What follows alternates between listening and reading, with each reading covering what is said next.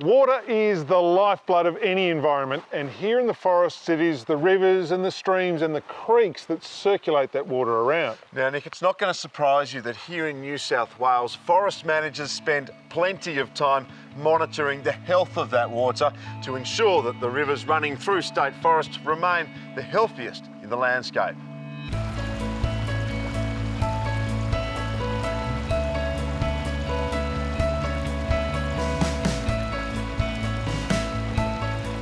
Just about every ecosystem in the landscape relies in some way on water for its survival. Here in the high rainfall forests of the New South Wales North Coast, protecting the quality of that water has been a high priority for decades, and it's a process that begins with careful planning. I'm one of the first people from the forestry to actually come into the bush prior to the harvesting operation, and it's my job to actually plan the whole harvesting operation. So we're looking after all the environmental features in the landscape prior to the harvesting arriving here. Of all those features, watercourses, rivers, creeks and streams are among the first to be identified and protected. A series of vegetation buffer zones help stop sediment runoff making its way into the water. We put differing buffering widths depending on how major that stream is. For instance, you've got a river here, we'll probably put a 50-metre buffer on something like this because it's a big body of water and we've really got to protect that body of water. If it's a first order drainage line high up in the catchment, we'll put a lesser buffer on it. We might only put 15 metres on that buffer.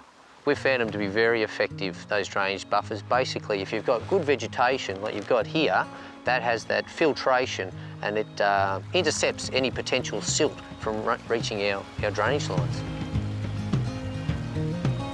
It's a process which has changed over time and more radically recently with the advent of technologies which allow for pinpoint accuracy.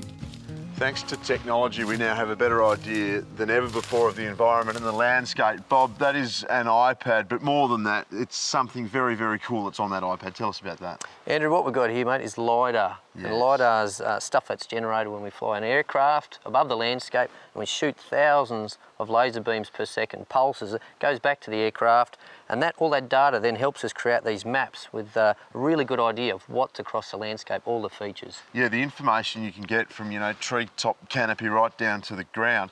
How does it help you protect the water quality?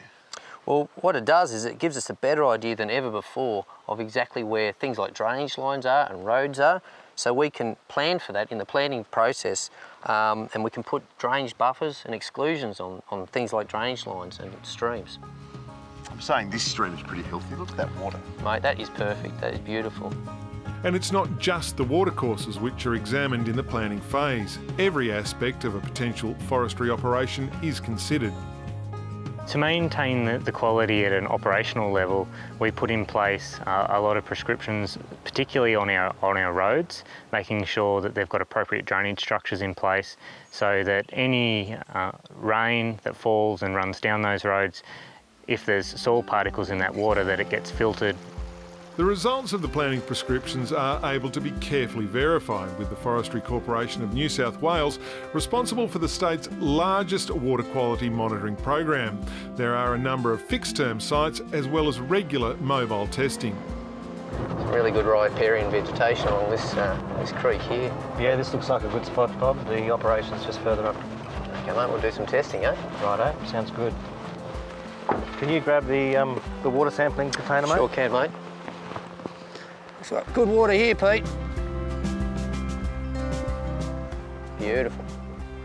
Just in a little hidden room of Forest Corporation New South Wales. And Nick, it's no point just taking a sample of the water one day because all that does is just give you a snapshot in time for that day. It's either clear or it's dirty. Andrew, as any good scientist will tell you, what you need is a data set over time, and that's what Forestry Corporation of New South Wales have amassed here.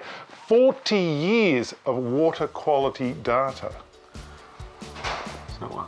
89, around the Bega area. We've got a water quality monitoring program, or we've had one that's been running for over 40 years, that's mandated by the regulation. So we've got that up and down the coast in certain locations, and from that we're able to determine whether our operations are having an impact. Water quality is one of the key considerations in the planning stages of forestry operations in New South Wales, and the Forestry Corporation has the longest running water quality monitoring system in the state, with data records stretching back more than 40 years. Protection buffers are established around watercourses, and drainage prescriptions are put in place for any other disturbances such as roads and tracks. To find out more, have a look at forestrycorporation.com.au. I think 40 years of research and monitoring has shown that the impacts from forestry are quite minor, and if there are any, it's very short-lived. So I think if we continue to maintain the practices that we do and comply with the regulations, then the majority of the time we're having no impact or little impact on the aquatic environment.